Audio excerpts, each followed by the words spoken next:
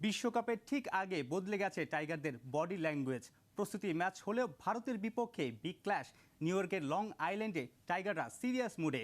নেটে ব্যাটিং প্র্যাকটিসে সাকিব, লিটন, হৃদয়দের সবচেয়ে প্রস্তুতি বেশি হয়েছে বা ভারতের বিপক্ষে ভালো খেলতে তারা মুখিয়ে আছে।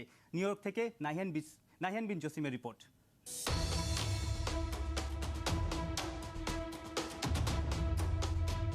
প্র্যাকটিসে চরম হাতাহাতি, ট্রেনার আর সৌম্য সরকারের মারামারি। হলোটা কি? গ্যাঞ্জাম যেন থামছেই না। পাশে থাকা তাসকিন কিংবা আন্দ্রে অ্যাডামস কেউই থামানোর চেষ্টাও করছে না। রেসলিং চলছেই। ট্রেনারের চেহারা বলছে সিরিয়াস লড়াই চলছে, কিন্তু সৌম্যের মুখে হাসি, মনে হচ্ছে ব্যাপারটা পুরোটাই দুষ্টুমি। আসল ঘটনা তাহলে কি?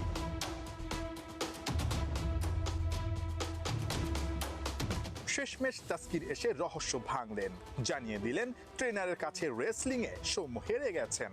আসলে পুরো ব্যাপারটা ছিল ট্রেনার নাথান কেইলির অভিনব একটা টেকনিক। ভারতের বিপক্ষে ওয়ার্ম আপ ম্যাচের আগে লড়াই করে টিকে থাকার ট্রেনিং। ভারত শক্ত প্রতিপক্ষ, সেই শক্ত প্রতিপক্ষের বিপক্ষে নামার আগে সৌম্য সরকারকে চরম কঠিন একটা পরীক্ষায় দিতে হলো। তবে সৌম্য সরকারের মতো রেসলিংয়ের পরীক্ষা না, বাকি 3 টপ অর্ডার লিটন কুমার দাস, তাওহিদ হৃদয়, একই সঙ্গে তানজিদ তামিম, তাদেরকেও নিয়ে এসেছেন নাথান কেইলি।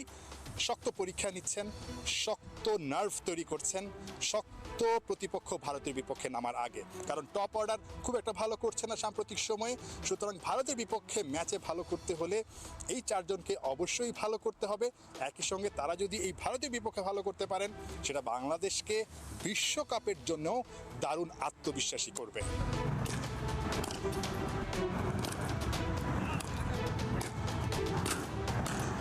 ভারতের বিপক্ষে ওয়ার্ম আপ ম্যাচের আগে দারুণ সিরিয়াস পুরো ব্যাটিং ইউনিট।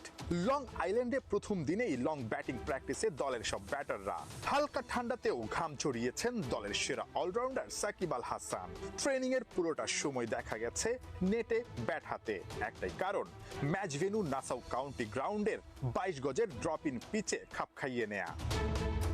আপনারা জানেন যে সেই উইকেটগুলো অস্ট্রেলিয়া থেকে আনা হয়েছে এবং সবগুলো পিচে কিন্তু ড্রপিং পিচ। এই ড্রপিং পিচেই আসলে টাইগারদের মানিয়ে নেওয়াটা সবচাইতে কঠিন হবে এবং এই প্রস্তুতিতে তারা সেটাই আসলে চেষ্টা করছে। যারা ব্যাটিং করেছে নেটে, আমরা চোখ রেখেছিলাম সাকিব আল হাসান, লিটন কুমার দাস, তাওহিদ হৃদয়, কেউই আসলে শুরুর দিকে খুব বেশি একটা কমফোর্টেবল ছিলেন না এই ড্রপিং পিচের সঙ্গে। বাউন্স একই সঙ্গে গতি, দুইটাতেই কিন্তু তারা খাবি খেয়েছে। হুট করেই বল লো হয়ে যাওয়া রিয়াদের হতাশা। লাফিয়ে ওঠা বল আবার হৃদয়ের নাগালের বাইরে। হালকা উঠে আসা বলের গতিতে সাকিব বোকা বুনে গেছেন বেশ কয়েকবার। স্পোর্টিং উইকেট হলেও গতি আর বাউন্সের সঙ্গে মানিয়ে নেওয়াটা কঠিন। কঠিন কাজটা সহজ করতেই হবে।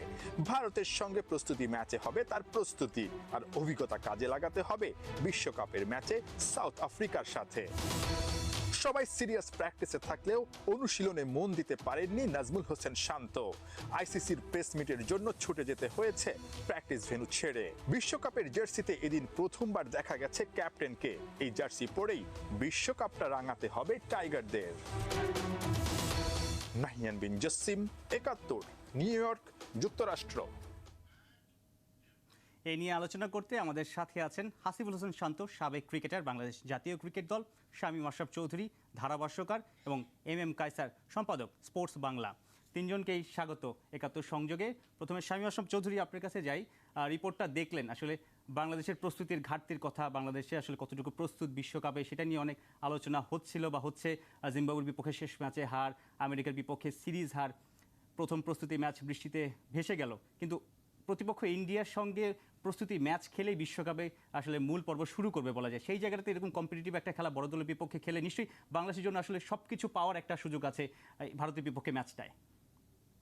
অবশ্যই সবকিছু পাওয়ার সুযোগ আছে, কিন্তু আপনি যেটা বলছিলেন যে এই খেলার আগে পর্যন্ত যে ঘটনাগুলো ঘটেছে সেগুলো খুব যে একেবারে স্ট্রং ইন্ডিকেটরস যে বাংলাদেশ ভালো করবে, এক ম্যাচেই তাদের ভাগ্য পরিবর্তন করতে পারবে, সেই লক্ষণগুলো কিন্তু আমরা দেখিনি। এটা মানতেই হবে, সত্য যেটা সেটা মানতেই হবে। জিম্বাবুয়ের সঙ্গে ম্যাচ হেরেছি, 2টো ম্যাচ কাছাকাছি ছিল, আমাদের নিজেদের মাটিতে খেলা, সেই ব্যাপারটাও চিন্তা করতে হবে। ইউএস এর মতো আমাদের চেয়ে 10 ধাপ নিচের দলের সঙ্গে 2 ম্যাচ হেরে যাওয়াটা, পরবর্তী থার্ড ম্যাচে খুব কনভিনসিংলি আমরা ফিরে এসেছি। কিন্তু আরেকটা সেটব্যাক হয়েছিল যে ওয়েদারের কারণে, যে আরেকটা প্র্যাকটিস ম্যাচ হওয়ার সুযোগ ছিল ডালাসে, যেখানে মেইন বিশ্বকাপ খেলা হবে, আমাদের সিরিজটা খেলা হয়েছিল হিউস্টনে, সেই থেকেও বাংলাদেশ বঞ্চিত হয়েছে। এবং ইন্ডিয়া দলের এখন যে ধরনের শক্তিশালী দল এবং যেভাবে তারা আইপিএল খেলে এসছে, তাদের ব্যাট থেকে যেভাবে রান এসেছে এবং যে উইকেট নিয়ে এত আলোচনা, drop in peaches always conducive to batters, এটা মানতেই হবে। বোলারদের ঘাম ঝরাতে হবে, বোলারদের যারা বানিয়েছে পিচটা তারাই বলেছে লিটল টার্ন লিটল সিম, মানে পেস বোলারদের জন্য খুব বাড়তি সাহায্য নয় এবং স্পিন বোলারদের জন্য শামীম আশরাফ, খুব বেশি সেই ক্ষেত্রে কি সাহায্য আসলে নয়। টিম ইন্ডিয়া আপার হ্যান্ডে থাকছে কিনা? কারণ তারা আইপিএলে দেখলাম যে অলমোস্ট প্রতিটা ম্যাচে 200-র উপরে রান হচ্ছে, স্ট্রাইক রেট এক একজনের 150-200-র কাছাকাছি। সেই জায়গাটাতে ব্যাটিং ফ্রেন্ডলি উইকেটে তারা ধুন্ধুমার ব্যাটিং করে আসলে আইপিএল থেকে বিশ্বকাপে গিয়েছে। বাংলাদেশ তো আসলে 130-40-এর পিচে খেলেছে। না, সেটা ঠিক, কিন্তু একই সঙ্গে মানতে হবে যে ইম্প্যাক্ট সাবের নিয়মটা থাকার কারণে কিন্তু আইপিএল এর রানগুলো বেশি এসেছে এবং ভেরি ভেরি ব্যাটিং ফ্রেন্ডলি। কিন্তু এইটা কিন্তু ব্যাটিং ফ্রেন্ডলি এবং স্পোর্টিং উইকেটের মধ্যে কিন্তু পার্থক্য আছে। Sporting wicket is not necessarily যে একেবারে ব্যাটসম্যানদের জন্য একটা স্বর্গ রাজ্য হয়ে যাবে।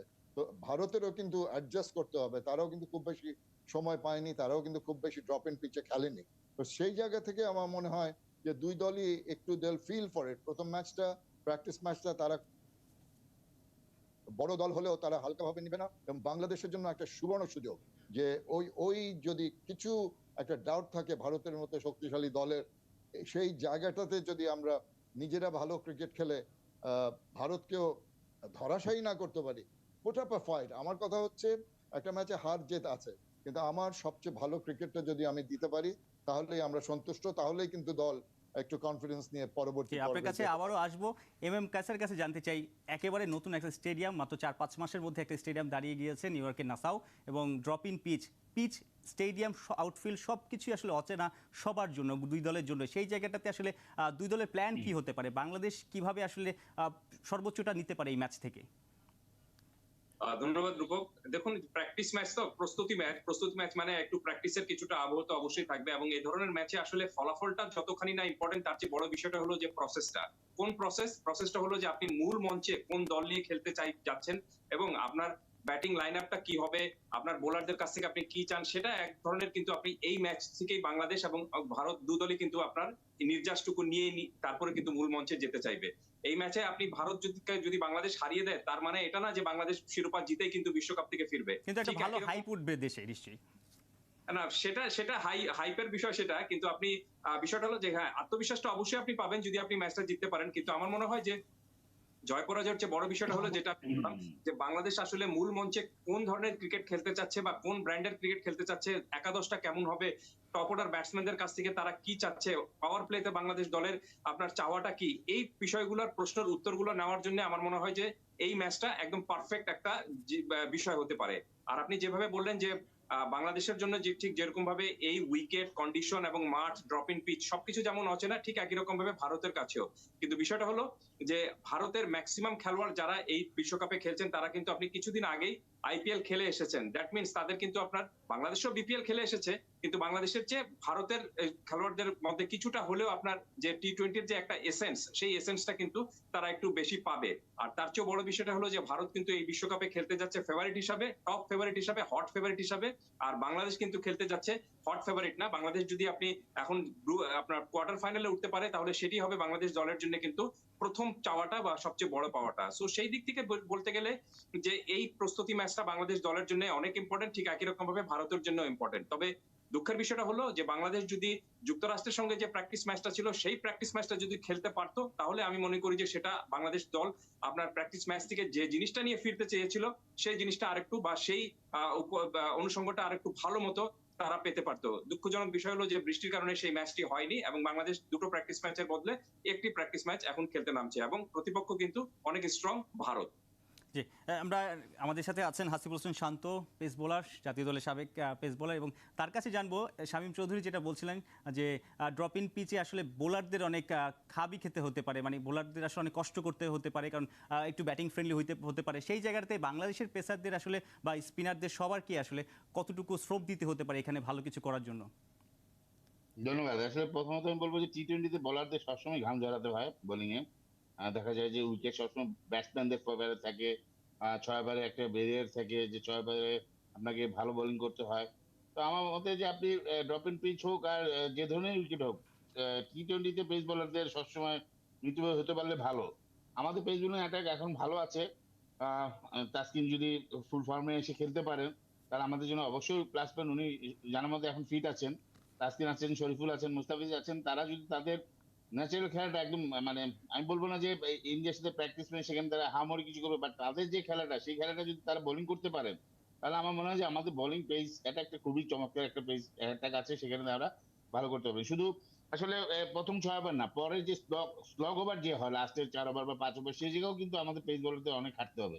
তো আমার মনে হয় যে পুরো টুর্নামেন্টেই শুধু বাংলাদেশ টিম না, যে কোনো টিমের জন্য পেস বোলারদের অনেক খাটতে হবে।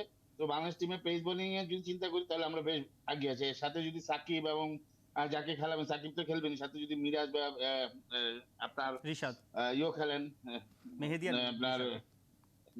মেহেদী আর এরশাদ, দুজন থেকে একজন বা দুজন যেই খেলুক তাদেরকেও মিতব্যয়ী হতে হবে। আসলে ডিপেন্ড করছে যে উইকেটে কিভাবে বিহেভ করে। এখন আসলে আমরা জানি না ড্রপ ইন পিচে কেমন ধরনের বিহেভ করবে। যদি খেলা যদি ইউএসএসসি তে যদি খেলাটা হতো তাহলে অবশ্যই আমাদের জন্য একটা অভিজ্ঞতা হতো ইন্ডিয়ার সাথে ভালো। যেটা বলছি শামীম ভাই বলছিলেন যে জিতাটা পরের কথা, আমরা কি ধরনের ক্রিকেট খেলি, আমরা ভালো ক্রিকেট খেলি না সেটা আমাদের খেয়াল রাখতে হবে। আমরা হারি বাট কাছাকাছি যায় যে হারি, ফাইট করে যদি হারি, বাট হারার চিন্তা আমরা পরে আসবো। আমরা যদি আমাদের সম্পূর্ণ দিয়ে খেলতে পারি তাহলে অবশ্যই আমরা ভালো করবো। বিশেষ করে আমি মনে করি যে আমাদের বোলিং এর চেয়ে আমাদের ব্যাটিংটা বেশি চিন্তার বিষয়।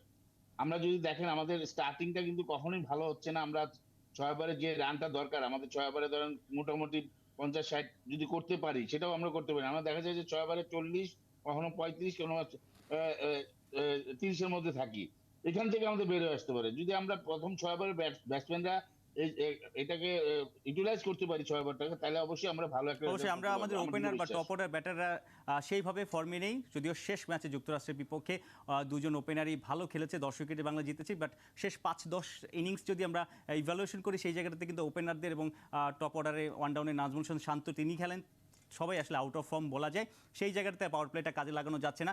শামীম চৌধুরী, আপনি বলছিলেন যে পেসারদের ঘাম ঝরাতে হতে পারে। মুস্তাফিজ আইপিএলে ভালো করেছেন, যুক্তরাষ্ট্রের বিপক্ষে শেষ ম্যাচটাতে ৬ উইকেট তুলে নিয়েছেন, যদিও সেই উইকেট টেক্সাসের উইকেট আর নিউ ইয়র্কের উইকেট আলাদা, এক্সপেকটেশন হাই। সেই জায়গাতে মুস্তাফিজের কী ধরনের স্ট্র্যাটেজি দেখাতে হতে পারে, যেহেতু আইপিএলে খেলেছেন, ভারতীয় ব্যাটারদের এগেনস্টে বোলিং করেছেন, এখানে প্রতিপক্ষ ভারত?